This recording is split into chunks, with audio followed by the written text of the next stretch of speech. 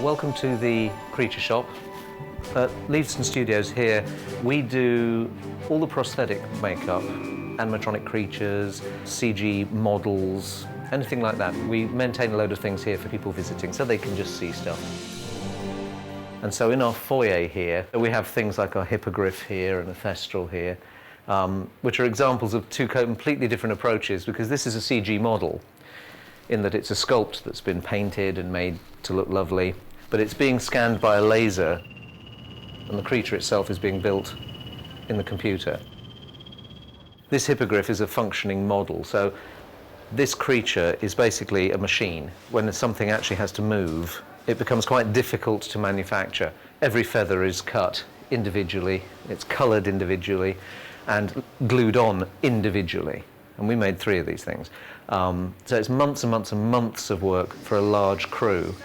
But it's the only way you get something that actually moves like real flesh or like a real creature.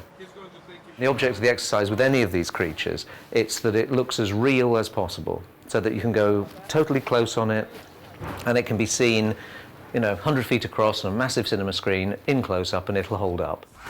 And then through here, we have a whole variety of smaller objects. I mean, we have little dragon cages, Mad Eye Moody's leg, monster books, shrunken heads, Mrs. Norris, Fang the dog. This is a stunt dog for the second movie, just because they were driving the car through the woods and you couldn't put the real dog in the back of the car. But this stunt dog did actually move by radio control, and it did dribble like the real dog as well, which we put in just really to upset Rupert, but it does work. We have werewolf suits, Dobby the house elf down here, and various goblin werewolf maquettes, and frozen bodies. In the second movie, the kids who get, and nearly headless Nick, who get paralysed by seeing the basilisk, we made silicone dummies of those, which have to be shot in close-up, so they're very detailed. Goblins from the first film, these are background heads up here, so they're pretty crude. Nothing like the stuff we're producing at the moment. But, for their time, they did the job. We tend to fill up the shelf space with maquettes, primarily because we have tours and things, people coming through and they see stuff. But it also reminds us, if we're going back to a character that's working, if you're doing greyback, like these are all greyback maquettes. I mean, most of our characters, they start off as sketches, and then you progress to larger concepts, and after that, actual makeup pieces, things like that. So we leave these out because it just reminds people of the stages we went through to arrive at something, because sometimes you end up with something that's actually very simple, very straightforward, but the road to getting there is very complex. You're coming into the moulding area now, into our mould shop. This is where sculpts come to actually be moulded so that we can produce out of those moulds the flexible silicone or foam latex actual bits that get used. We do this for every single character, and I mean, if you look around the room, there's an awful lot of moulds here, but there are 40-foot containers on the back lot just filled with moulds from all 8 movies. They're all catalogued, they're all photographed. It takes time to produce them, so it actually represents a huge volume of work. If you have a full-grown actor in, and his life cast is probably good for a couple of years, unless he, say, puts on a load of weight or something like that. Whereas the kids, they were completely different, especially in the early years. They were dramatically different between movies. So we got them in and it was a whole new thing again, from scratch. This is our art finishing department, and this is where all the silicone pieces come through to be painted prior to being stuck on people as makeups, or to be haired, where we put eyebrows in, like one hair at a time, all of that kind of thing. But this is where the art finish occurs. Because all our prosthetic makeup pieces are only used once, and then they're discarded, everything has to be reproduced. So everyone in here has to be able to not only paint very realistically, but they have to be able to reproduce the same paint job, exactly the same, time after time after time. And so something like this, which is a goblin prosthetic piece, there'll be a load of these, and they have to match. Not only do they get painted, but they have to be eyebrowed.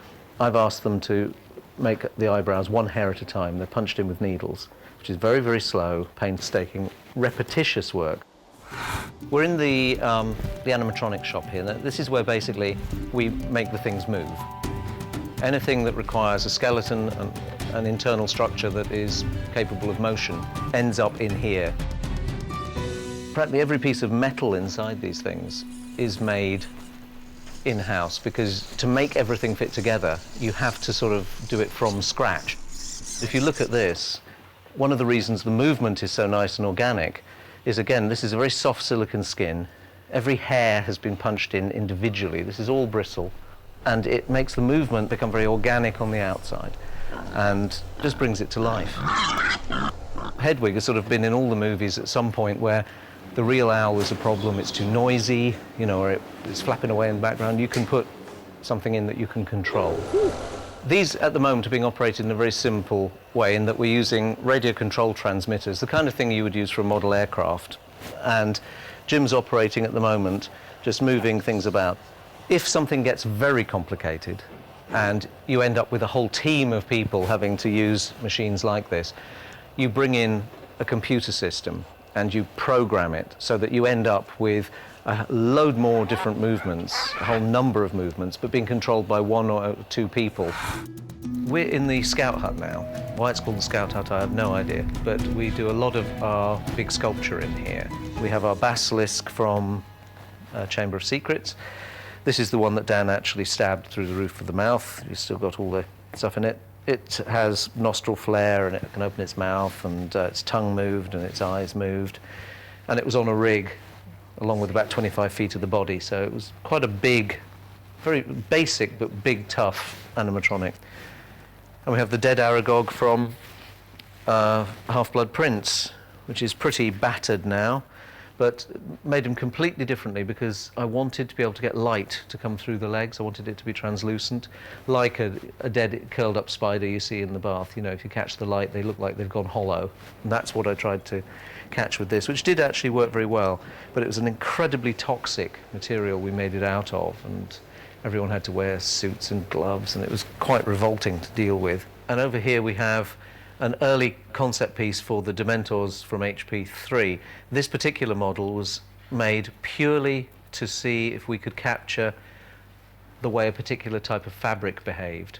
This dragon model was specifically made to breathe fire. So this tongue piece here is actually concealing the gun of a flamethrower.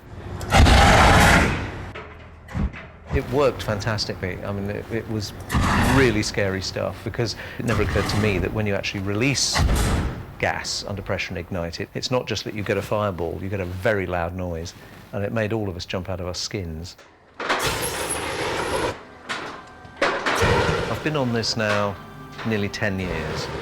I think the ability to put something that is a fantasy creature in front of people is actually the joy, it's the kick I get.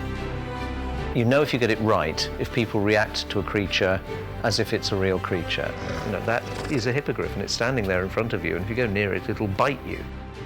You know, I've stood in a wood at night watching a dragon breathe fire. That is magic.